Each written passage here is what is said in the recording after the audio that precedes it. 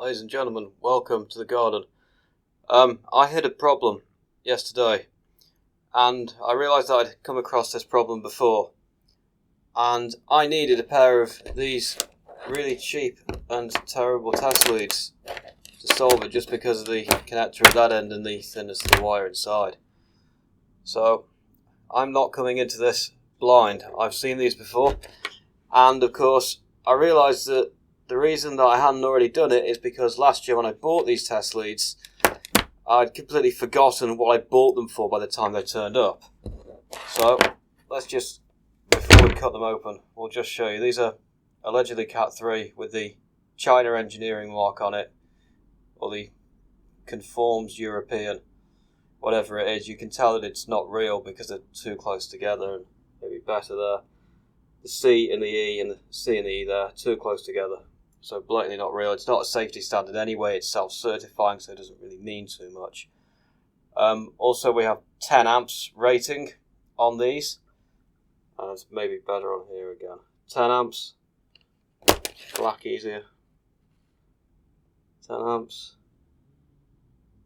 You can probably make it out on there just about.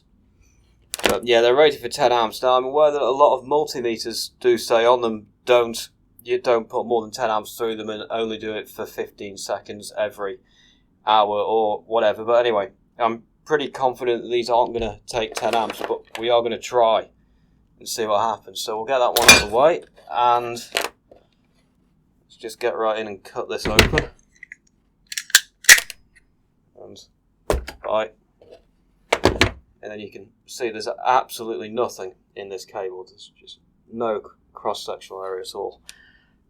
I need this end for something else, and the very thin wire to me is actually an advantage. So let's just cut us a bit off to test. Right. And let's strip a bit more than that off, because we're probably going to want to fold this in half at least once before we shove it into the test rig to make sure that it can take the rated amps, which is 10. So yeah, there's just no meat on there at all. Let's try and separate one out. I've got one. I'm not sure how easy it is to see that I've separated one out, but you can probably just see it on that camera.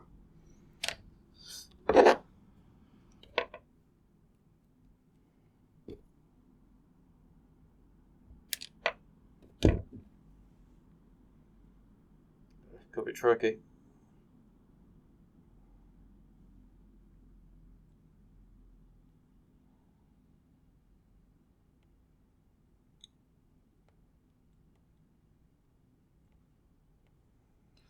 Don't worry, I shall edit this so that it appears that I did it first time.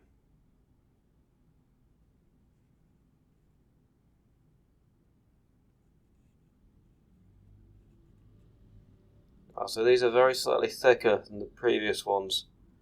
So that's 0.13 millimeters. And I happen to know from previously, and I probably will count them, that there is actually 15 of these strands, and when you work it out in area, what you'll find is that it's going to be nowhere near the right amount. So we're back having splayed these out, and there's actually only 10 conductors in these rather than the 15 that I previously came up against. So just calculating that, we've got 0.13 diameter, 2 is the radius squared times, not log, times pi equals some small number times 10, which gives us a cross-sectional area of 0.13 square millimeters cross-sectional area, and that is, I think that's about 28 AWG, which to the nearest 10 amps is 0. It's about 2.5 amps. I think that cable's going to be able to safely conduct, allegedly.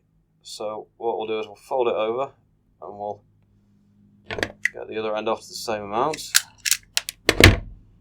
We're just going to assume that it's all okay and there's nothing wrong with this bit of cable we've got. And what we'll now do, now I've had a quick look at the cable, it's also the nasty, is it silicone sheathed? Either way, it's an unpleasant touch. What we'll do is we'll go downstairs, we'll go outside, because it's got a much better fume extractor than the non-existent fume extractor that's in the workshop. And we'll hook some things up to a small test rig, and then we'll put this on. And what we're going to do is try 10 amps to the nearest 10 amps through it. And hopefully this is either going to set on fire spectacularly, blow up, or something terrible will happen. Right, we have escaped to somewhere a little less, shall we say, comfortable. And what we're going to do now is pass different currents through this 10 amp lead and see at what point it fails. So, arm clamp on the neutral, it'll be the same. Going in through the live, out through the neutral, then the sine wave changes over and goes negative, and it goes in through the neutral, out through the live, because they're all live. I've got this on an MCB here, which is 16 amp type B. So this might just trip immediately, but we'll find out. That heater is about 8 point, you can't see the heater, but the heater is there, and it's about 8.8 amps. So it should take this, and if it does, we'll put a bit more load on, and we'll keep going until we hit 16. Let's go.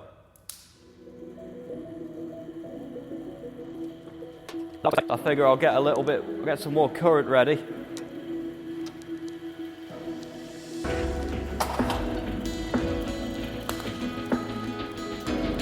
Got to caught myself.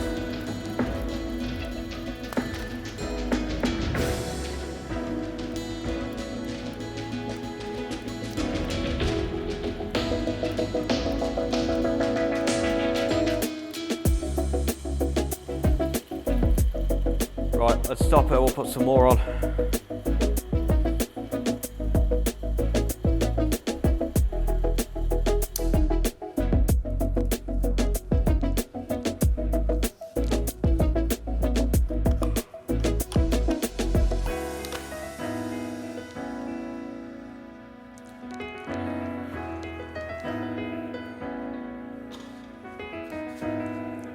Okay, should be just over 10.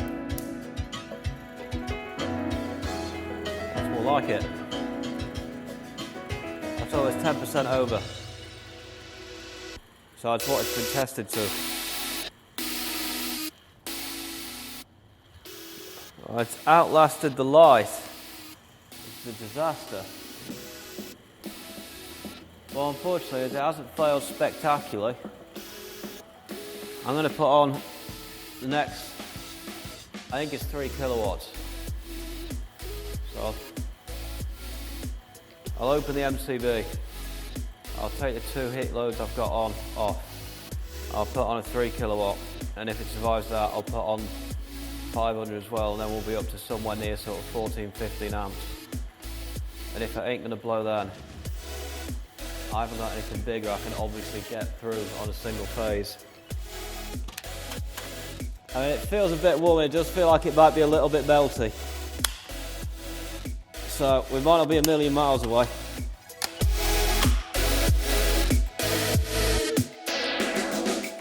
Gonna go home, well, we might go home defeated if it can take a full 16 amps.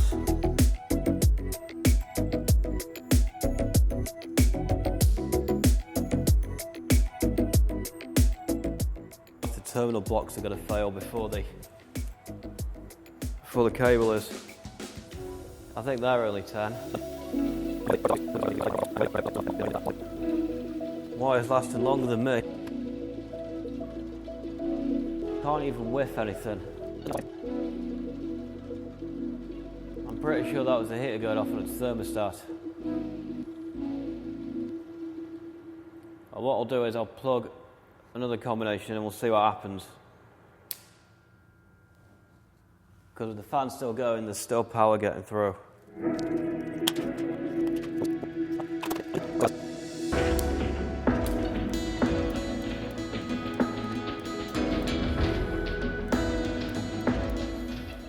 So only 13 again. That's appalling, I'm going to have to put a bit more on.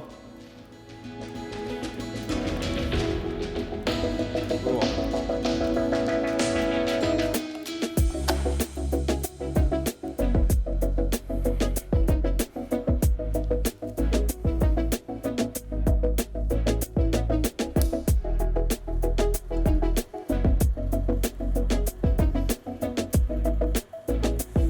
1,550%.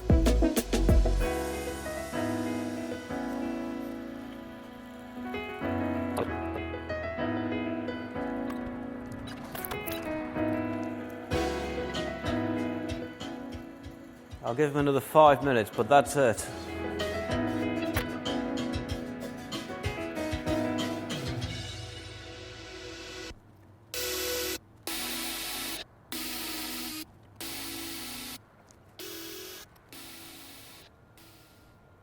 Well, hats off to that. 5 minutes later, it's still working like it's new.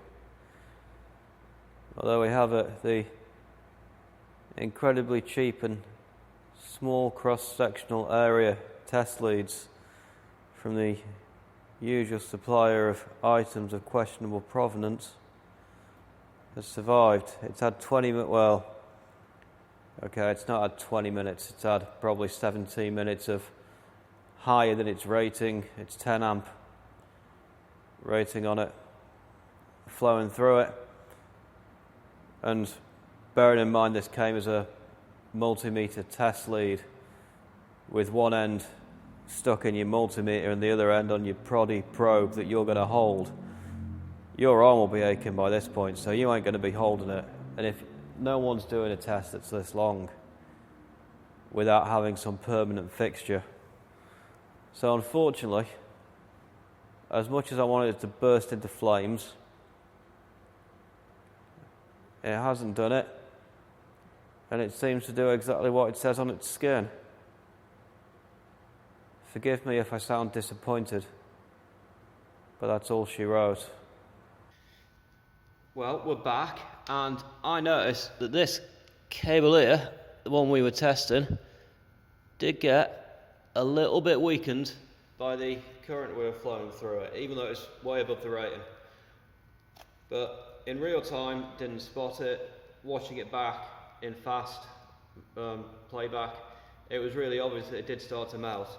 So what we're going to do, because there's hope yet, and no one likes to be defeated, we're going to just do it again with 10 amps and just see if we can get it to fail from 10 amps. Now what I'm going to do is I'm not going to leave the clamp meter on. I'm going to use that just to set it up initially.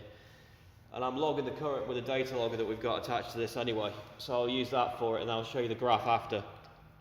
So I'm going to turn this on and we're going to get about probably just over 10 amps initially.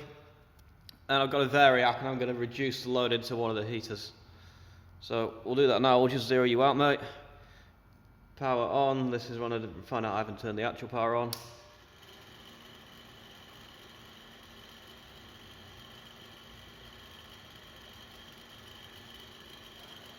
Oh, we're on the wrong one there, mate. It's AC, not DC. Okay, 9.4 amps.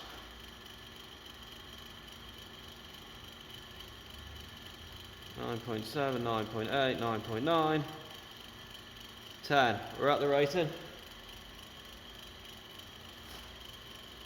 So what I'm just going to do is leave this running. I'm going to disappear, and hopefully after some amount of time, either this wire here has failed completely, or we get to a point when the temperature is totally stable, it's not going anywhere, and it's apparent the cable will actually do what it says when it's in free air in a cold room, versus if you used it, which you wouldn't of course being a test lead, but if you were going to use it in a conduit. So, we're down a bit, mate. Back up. We're back at 10. Right, I'll come down with the thermal camera in a bit and we'll just have a look what the temperature is in this cable here. I can already feel it is a bit warm. I suppose it's a bit difficult to compare because they're different sheath materials.